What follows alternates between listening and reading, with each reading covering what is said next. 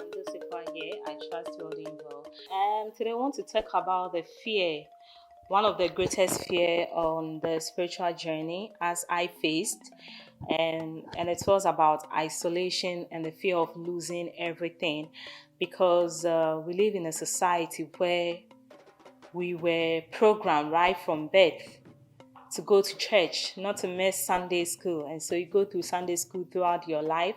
You grow up, you are forced through the ranks of church. I remember those times once in a while I wanted to skip Sunday school, and my Sunday school teachers would just come around and, use all those fear tactics. If you are not coming to church, then you are not going to heaven and all that. And then soon you want to go back to church. It was one of the greatest fear for me when I was leaving religion, because my family is largely Christian. Everybody goes to church, even those who are living some kind of life. They assume all of themselves to be Christian. And so when I started, it was such a very difficult thing for me. I had to be explaining myself over and over as to the newfound path I wanted to move on, and it just didn't make any sense to anybody around me. And considering we work in environments where everyone largely think everything has to be dedicated to a Christian God, it was a very big challenge to me, and I just wanted to send this message out to anyone who is in Christian religion or any other practice where they feel bound or they feel imprisoned, and for one reason or the other would want to make a transition. In the first place, it's not an easy thing, and you need to ask yourself if you are really ready for the transition. What if you are going to lose everything you have ever worked for? What if you are going to lose all the friends you ever had, or even some of the family members? Because I've had a few instances where I've been at loggerheads with family and friends because nobody understood what I was going through. And all of a sudden, everybody thought I was demon possessed, I was filled with some Mami Water spirit, and I had pastors coming around to pray for me here and there. I've learned to get over all those things, but I felt it's very important sharing this journey, because I feel we are in the information age, and soon many more are going to wake up.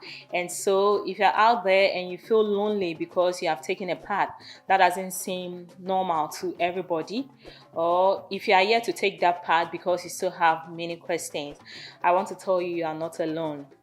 Many of people like me have been on that path before. It was one of the scariest paths to take or journey to take. You're afraid for your job, you're afraid for relationships, family, and all that. But the beauty of life is that sometimes you have to just make that critical decision as to if you just want to be a coward and stay in one position because of the fear of loss, or you want to take that bold step and see the miracle that will always or possibly come out of it. And for me, I wanted to take that big step, even though I knew there was a possibility I was going to lose so many things. And in fact, I did lose so many things from the beginning, but I was determined to move on this path because I saw the future ahead, and not just for the moments when I was making the move. It's been like 1.5 years since I have been on this spiritual path, and I must say that all the things that I feared losing, surprisingly, I gained them back and even gained more. All the friends that I feared losing, of course, I did lose some, but in replacement, the universe gave me more fulfilling friendships, more honest friendships, because as far as I'm concerned, Christianity gave me a lot of fake friends.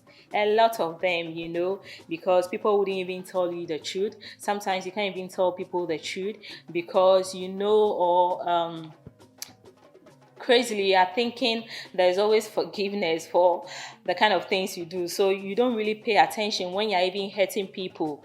Christians don't pay attention when they are hurting you, but you move on this path where there's karma. We are going to talk about this some other time, and where that everything you send out there would come back to you one way or the other.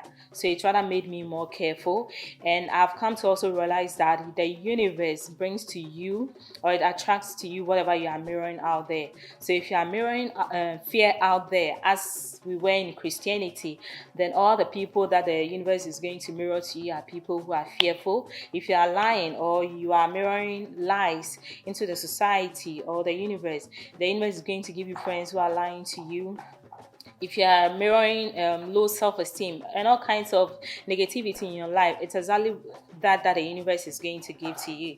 But as I've moved on the spiritual part, I wouldn't say everything is perfect, but so good. It's been so peaceful, it's been wonderful, it's been awesome.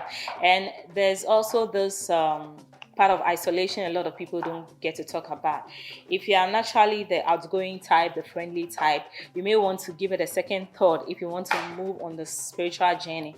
Because if you are not careful, all the things that seem to be of comfort to you, you may have to lose all of them and give them up. Friends won't understand you anymore. So with family, it wasn't easy, but we've come a long way, and we just want to send encouragement out there to anybody who wants to also take that journey. If you have any questions, you have the luxury to go on the net. I'm not saying everything on the net is true, but I have the luxury to ask questions, be open, and give yourself the opportunity to grow. So I wish us all the best in everything we do. Peace, love. Okay.